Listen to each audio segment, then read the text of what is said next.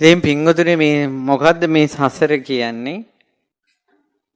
ඉපදෙමින් මැරෙමින් කෙලවරක් නැතුව යනවා.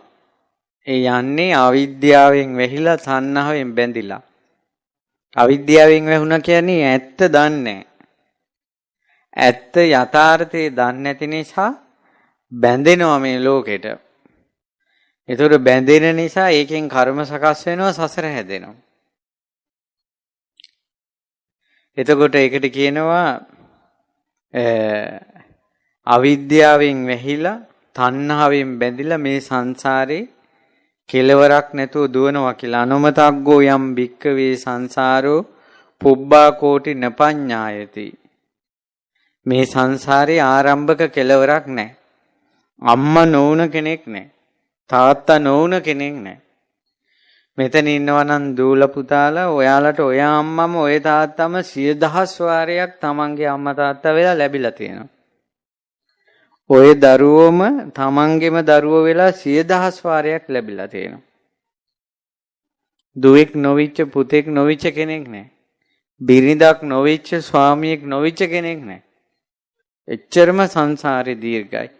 පෙරම් පුරන සංසාරේ අපේ මහ බෝධිසත්වයන්ට චින්චිමානිකාවත් එක්කත් පවුල් කන්න සිද්ධ වෙලා තියෙනවා සංසාරේ.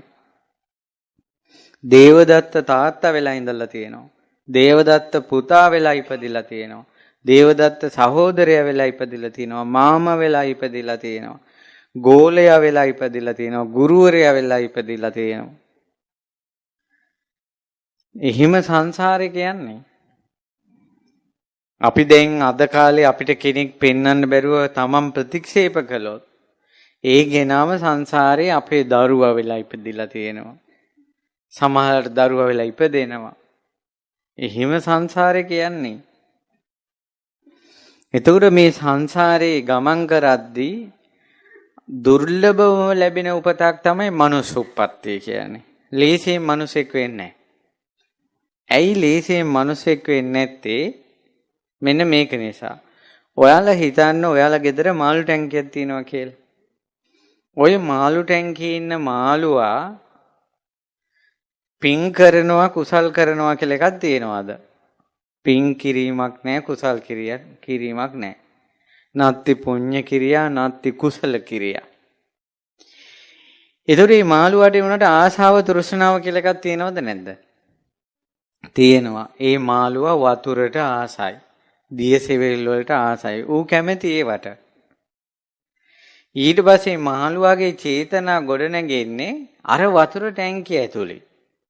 කවදාවත් මාළුවාට හිතෙනවද මම මනුස්ස ලෝකෙ ගිහිලා රජ වෙන්න ඕන, මම දෙවි කෙනෙක් වෙන්න ඕන කියලා මාළුවාට සිතවිල්ලක්වත් එනවද? නැහැ. මාළුවාගේ හිතේ වැඩ කරන්නෙම වතුරේ තියෙන ඒවා විතරයි. පැතුවත් පතන්නේ අර මේ මාළුවෝ අතරම ඉන්න මාළුවන්ගේ ගෑනු සත්තු තමයි හිතෙන් රාගෙන් පතන්නේ. ඒතකොට එයාට උසස් චේතනාවක් හටගන්නේ. සංසාරේ කරපු බලවත් පිනක් ඉදිරිපත් වෙලා ආයේ මනුස්ස ලෝකයකටවත් ආවොත් මිසක්කා ඒ මාළුවා කියන උප්පත්තිය තුල ආයේ මනුස්සෙක් වෙන්නේ නැහැ. බුදුරජාණන් වහන්සේ දේශනා කළ ওই තිරිසන් ලෝකේ ඉපදිලා ඒ අය අතරින් ආයේ මනුස්ස ලෝකෙට එන්නේ නියසිලට ගත්ත පස්පිඩක් වගේ කිව්වා. සංසාරේවත් පිනක් ඉස්මතු වෙලා මහ පොළොව වගේ ප්‍රමාණයක් මැරෙන සත්තු ආයේ සත්තු අතරමයි උපදින්නේ.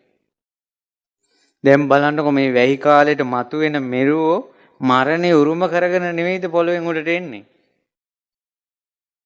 එතකොට ඔය මෙරුවන්ගේ දෙව්ලොව ගැන චේතනාවක්වත් තියෙනවද? නිවන ගැන චේතනාවක්වත් තියෙනවද?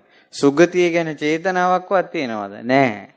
මෙරුවගේ ලෝකේ තියෙන්නේ පාසන්, තුඹස, පියාඹීම, ඊළඟට මේ මෙරුවන් අතර ඉන්න ගෑනු සත්තු ගැන ඇල්ම, ඉහළට චේතනාවක් හැදෙන්නේ නැහැ. ඒ නිසා උන් මැරිලා ආයෙත් ඒ ලෝකවලමයි උපදින්නේ.